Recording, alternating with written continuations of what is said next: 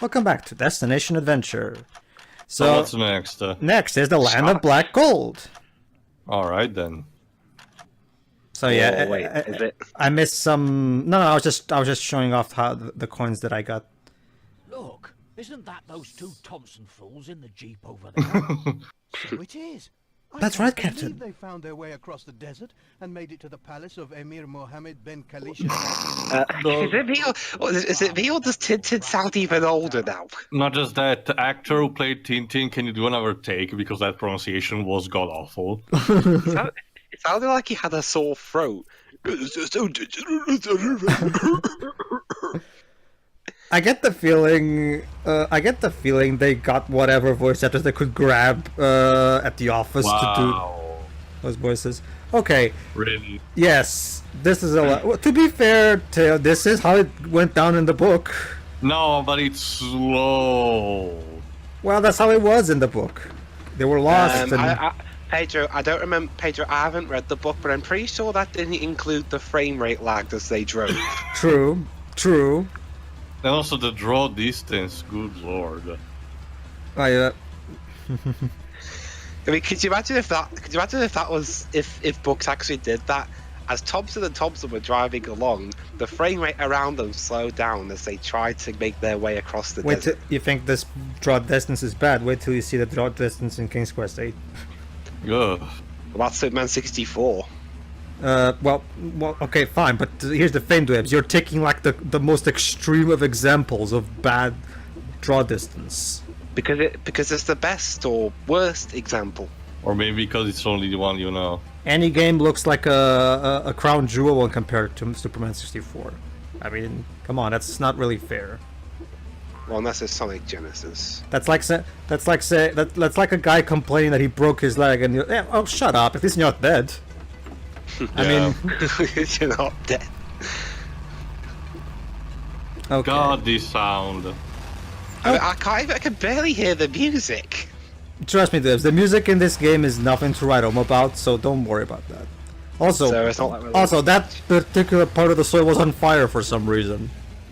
I don't. Yeah, it's supposed to be an old doctor, I guess, but why being on fire? I don't know. For the sake of a hazardous. Okay, obstacle, basically, for those who may have not read the books or watched the cartoon like we did, this is the part in the Black. Oh, okay. I don't remember this. Okay, we were right at the city, and yet we're still driving for some reason. And then Thompson ran over. Cabbages!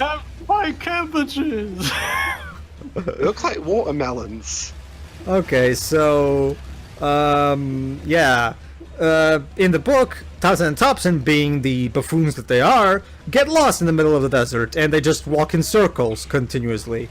So They drive in circles. yeah, so basically, this level is inspired on that particular comedic sequence. Thompson and Thompson, but did you not know, audience, that Thompson and Thompson were drunk before they got into the car? Okay, I mean, I get the idea behind it. It makes an idea for a set piece for a level. But look at this execute. Oh god, that clipping on the left. Oh. Not to mention it looks boring. It blended, the Jeep color blended completely into the, oh god, the background. Teo, it's a PS1 game, so how harsh can we really be? Pedro, I don't know, usually borders or contrast were a thing. I gotta be honest, Thompson sounded more like Tintin than Tintin's actor does. Why don't they just swap the roles around?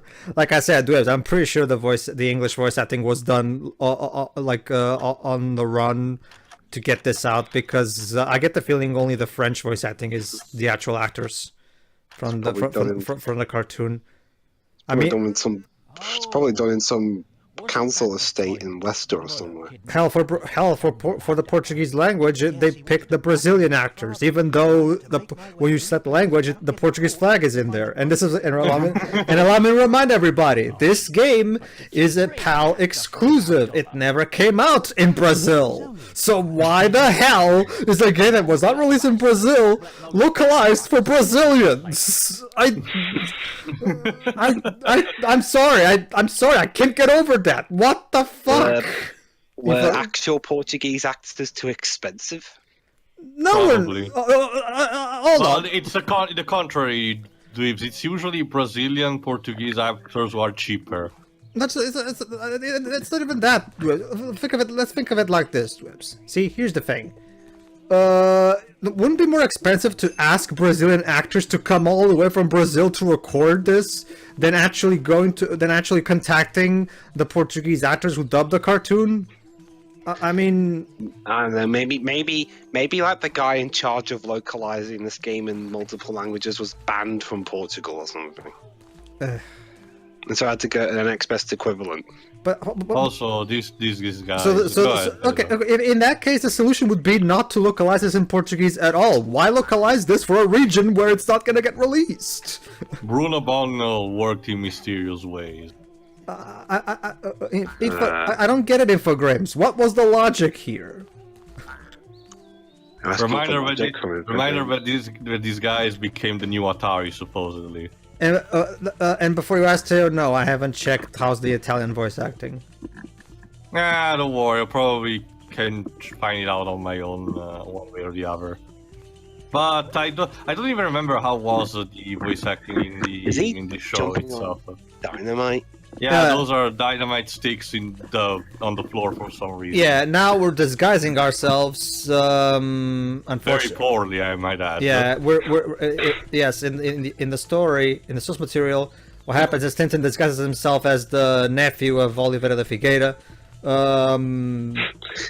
He looks like the nephew of Harry Potter. So yeah, come on, Infogrames. You couldn't at the very least have Oliveira de Figueira make a cameo. Come on. Anyway, yeah, just basically he infiltrates on Doctor Muller's fortress, so he can save Abdallah, aka the Maharaja's son. That pushing animation. All right, let's want try it. Tintin. There we go. Nah, barely. Boing. Jesus, these sound effects. The whole game. Also, these obstacles, like seriously, again, it's not as worse as the 16-bit games, but still, I mean, Tintin gets hurt by random dynamite on the ground and rose bushes and springs, random springs on the ground. Bad luck. It's not even just that. Like, you had 3 tries, Infogrames. You made 3 Tintin games. And this is the best one, apparently. Yeah, this is the best one. If anything, because you don't die by touching fucking leaves. Well, you get hurt by falling into bushes. I don't get it, Infogrames. Why do you insist on making Tintin a fucking wimp? Have you seen this guy? This guy fucking punched bad guys like was no tomorrow and fucking can drive every vehicle for some reason. Yeah. He doesn't usually doesn't even need weapons to get his shit done. And here he gets taken out by Lee. Trust me, Teo. Wait till we get to the movie tie-in game, the Spielberg movie, because in that one, for some reason, the first shooting sequence that we have, for some reason, involves a slingshot. Never mind. Of course. It's a slingshot, even though in the source material, both Tintin and in the movie, I think. No. Actually, if I remember correctly, in the movie they used guns, didn't they? No, but they don't use a slingshot. Yeah, they don't. Yeah, and okay, my first thought when I played that was, okay, maybe Ubisoft demanded it for family-friendly shit or something like that. But yeah, like Square Enix are censoring the guns in Port Royale with crossbows. But yeah. Well, but to be fair, that was back in the 80s when video games were much less mainstream that they are now. Pedro, I was talking about Kingdom Hearts 2. Oh, never mind. I've misunderstood. I thought you were talking about Final Fantasy 1. Well, yeah, same thing though. Yeah. Well, then again, that was still. No, but anyway, you're telling about the slingshot, yeah. The slingshot. Yeah, I don't understand why. I mean, why not a gun? The movie had guns, so if you're gonna be a movie tie-in, use a fucking gun. It's so it's so silly taking down it's so silly taking down motorcycles and in helicopters, Uncharted style. Except instead of using a rocket launcher, you're using a fucking slingshot. Really? Yeah. They fell into the painting of the Mushroom Kingdom. Surprisingly, oh, go ahead. Edwebs, imagine the second half of the chase sequence in Uncharted 4, but instead of your gun, you use a fucking slingshot. That'd be pretty funny. Nathan Drake of a slingshot. Hey, if you play it well, that could make for some good comedy. Drake goes for his gun, but it turns out someone replaced it with a slingshot. Also, old habits die hard. We're still doing this shtick where paintings fall from the wall for some reason and hurt us. Also, those guards are suspiciously black-faced. You had 3 tries, Infogrames. You had 3 tries, and you couldn't get a single one of them right. That end. You're supposed to run into the. What? Oh, okay. Now getting in the chimney like freaking Santa Claus. Yeah, even the controls. I haven't mentioned. I don't think I've mentioned the controls before. The problem with the controls in the 16-bit games is that they were a bit too precise. Like they didn't feel. They felt a bit too stiff. In this one, it's the opposite. They feel too loose. So yeah, as soon as you press the directional button, Tintin sprints. Basically, and it's not even so much that there. It's more so, it's also one of those games where when you jump, you just jump forward and you can actually control your jump. Oh, joy! It's like Ghosts and Goblins all over again. See, there you go. It's like. And they didn't proof check that. The interesting part is that you can tell Ubisoft took inspiration from these 2D sections of this game into their game, because a lot of the 2D sections in Secret of the Unicorn are very similar to these 2D sections, except much better done. I'll give it that. I mean, the Secret of the Unicorn game is an overall competently made game. It's not particularly great. It's basically discount Uncharted, but yeah, considering that we had previously, I guess I should be happy with this. So basically, for the best Tintin game, people had to wait till 2011. Yeah, pretty much. And it's a tie-in game to one of the worst things they've done with Tintin. Yeah, where the best thing was, where the best case scenario was that no one actually cared about. Well, barely anyone saw the movie, so yeah, that's what I'm saying. It wasn't a flop per se, but maybe it's like those people. Most of the people who watched it were in Europe. Obviously. Well, yeah. It's also one of those games where in order to find the correct spot for the entrance to a background element, it needs to be pixel perfect. No, it's not so much that too. That particular section was just optional for the sake of getting more coins. This is the real path. What I mean, Pedro, is when you find an element in the background where you need to enter, like the fireplace before, because I noticed that in order to enter, then you need to be at the precise exact spot. Oh, yeah. Shouldn't it be polygon perfect in this case since 3D? Depends, Dweeb. Sometimes some developers become extremely creative and manages to create the backgrounds that are sprite-based but look 3D. Obviously, this is not the case, but for example, the entirety of Doom was done with this trick. Okay. Anyway. Punch. Well, that's a bit of a delayed reaction. That's right. Maybe felt One like a punch. second afterwards. Tintin is One Punch Man. Attaboy Tintin, punch that racist.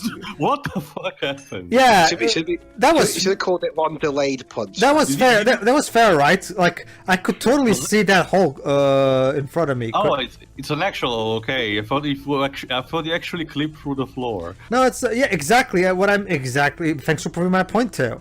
That hole is incredibly easy to miss unless you're literally paying attention to the ground. That was cheap. Yeah, great game design. Let's have the enemy spawn. Also, the right also, I got stuck because I was my character model was stuck inside the other character models. Fucking hell. polygon. Yeah. Ew. Jesus. Oh, it's Tintin. Very good, Tintin. You punched that racist caricature. Tintin, and also Tintin, you're not Cappy. You can't just throw yourself into people. Also, for a level that has all these supposed branching paths, it seems to be still very linear.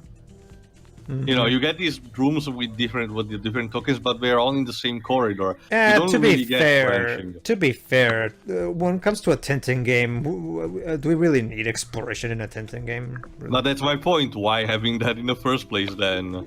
Because Which connects also to what you said about having to forcefully get 100% in order to unlock everything. well, yeah, true. But I will, however, give it credit at the very least that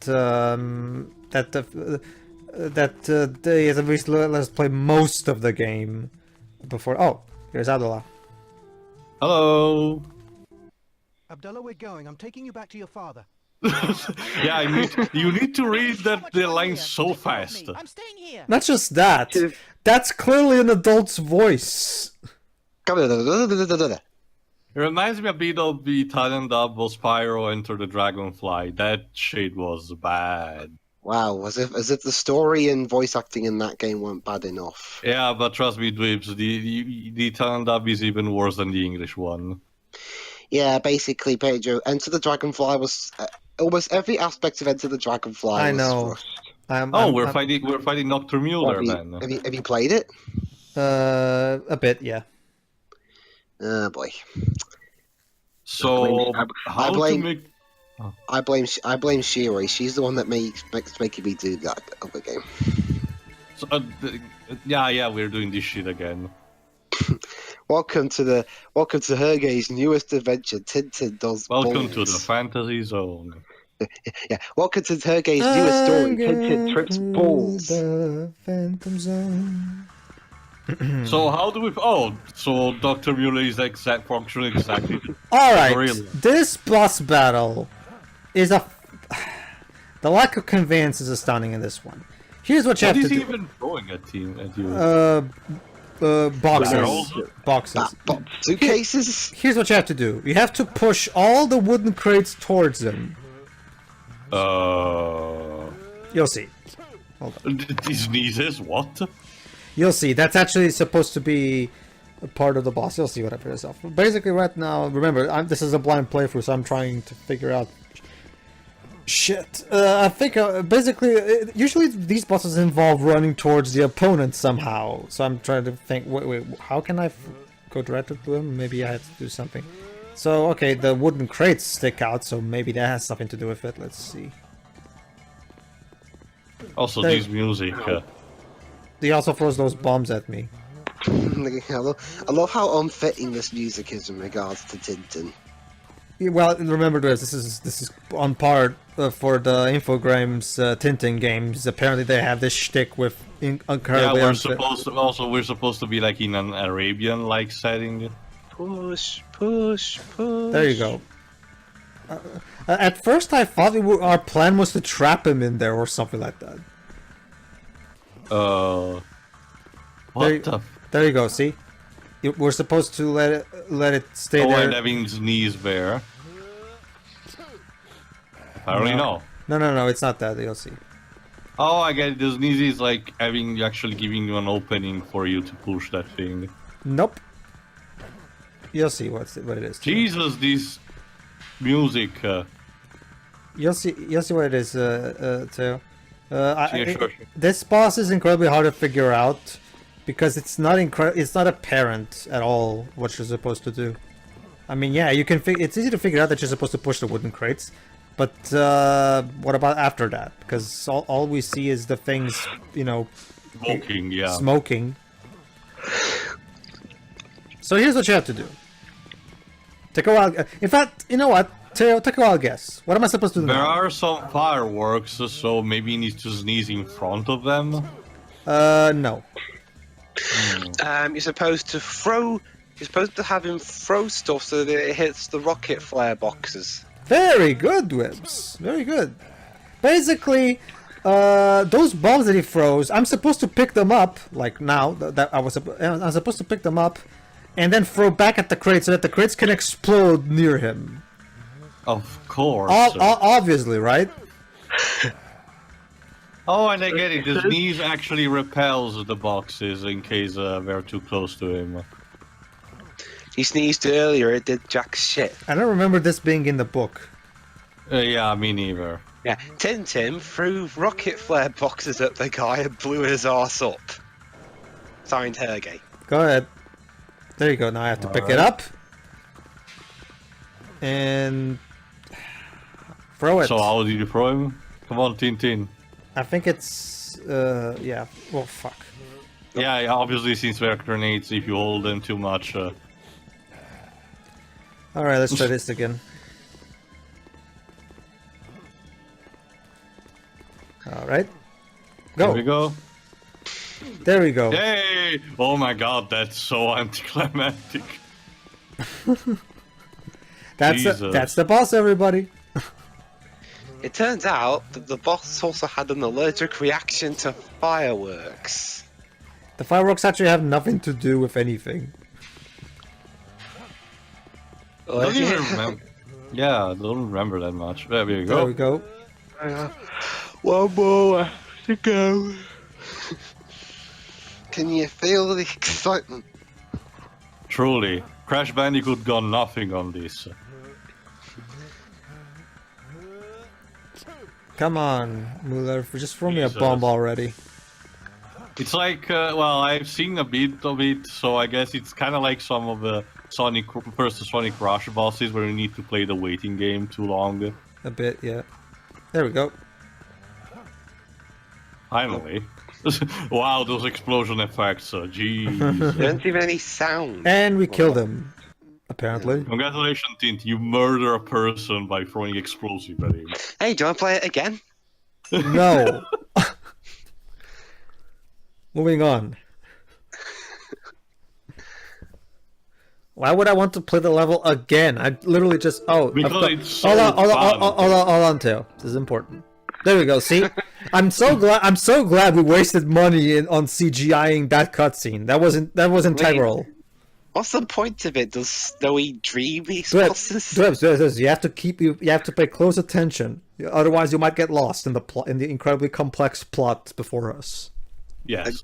Like seriously, it's like Snowy's dreaming those boss fights. Probably, considering that, if I recall correctly, that's not even what they actually seen on the projector screen all the time. Hey guys, guess what? Snowy is looking for bones in Arabia. Exciting. Also, fortunately, they make a lot better use of Snowy in the Unicorn game. Well, Also- what'd you do there? Have Snowy go into places Tintin can't get into. Very good, Whips. So, I am now the gaming world's best. Well, from the guesser. little I played it, weren't like, well, yeah, it happened later, obviously, but in this game, but weren't also some of these mechanics tied to your pet hamster in Dragon Quest VIII?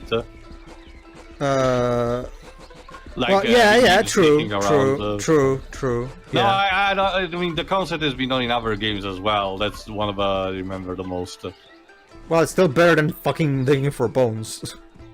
But don't you see the excitement of the... No, I'm gonna take a step further. Okami did these minigames so much better anyway, because it integrated with a dungeon crawler. I actually saw the Akami HD game on the shelves on the PS4. Alright. I didn't get it because I don't think Akami looks like that kind of game I'd enjoy, but still. Do we want to be in it or not? Because remember, I still need to re-record it, and I'm gonna do the PS4 version. Nah, you guys go ahead. Is the PS4 version compatible with the Move like the PS3 version? I don't know. Not that I'm using it anyway. Well, yeah, true, but I don't think any of us own the PlayStation Move. Nobody cares. But Pedro, you need 51 more bones. I don't care. We're moving on. Next So- part. So, see you for the next part. See you.